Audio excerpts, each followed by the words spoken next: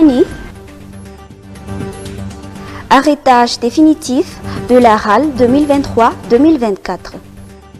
Conformément aux dispositions de la loi organique numéro 2018-008 relative au régime général des élections et des référendums, la CENI et ses démembrements ont procédé aujourd'hui à l'arrêtage définitif de la révision annuelle de la liste électorale ou RAL 2023-2024. La RAL pour mission de rajouter les nouveaux titulaires de la carte d'identité nationale, de ceux qui sont aptes à voter mais ne sont pas inscrits dans la liste, et de ceux qui ont recouvert leur qualité d'électeur suite à une direction de justice. C'est également à la RAL de retrancher les électeurs décédés, de ceux qui ont changé d'adresse ou de ceux qui ont perdu leur qualité d'électeur suite à une décision de justice.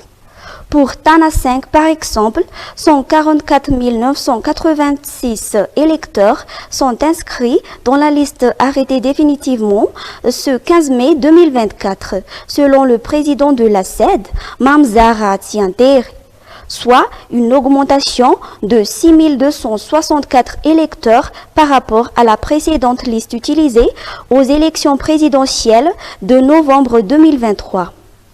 Ces électeurs sont repartis dans 661 bureaux de vote. Détournement à la Jirama.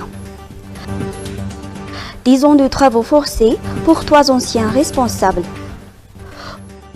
Funzi Anjiamang et Rivura Daniel, respectivement ancien directeur général et ancien directeur général pour intérim de la Jirama, écopent tous deux de 10 ans de travaux forcés assortis d'une amende de 40 millions d'ariars.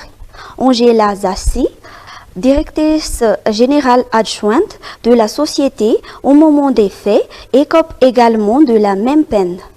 L'ancienne directrice de cabine, Unzara Sammanan, a également été condamnée à 5 ans d'emprisonnement. L'ancien DAF et l'ancien DRH écopent de 2 ans de prison chacun. D'autres responsables ont été condamnés à verser une amende de 10 millions d'ariars.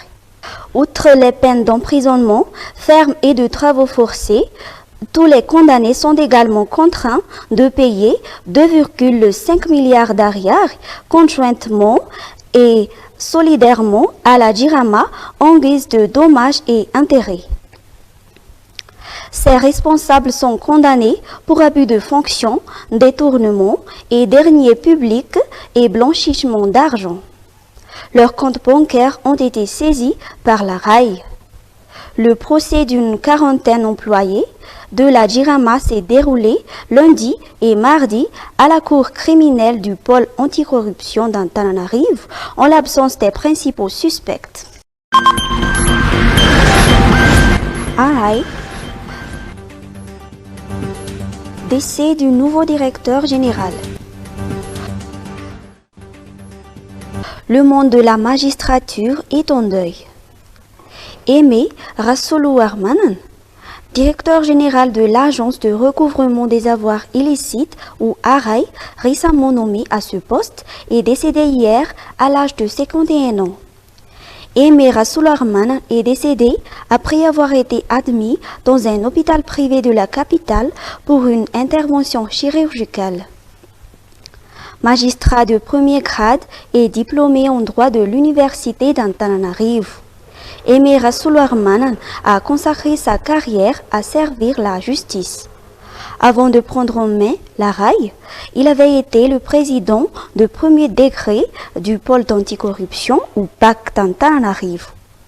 L'équivalent de la première instance, la rédaction de MaTV exprime ses condoléances à la famille du DG de la RAI et au corps de la magistrature malgache.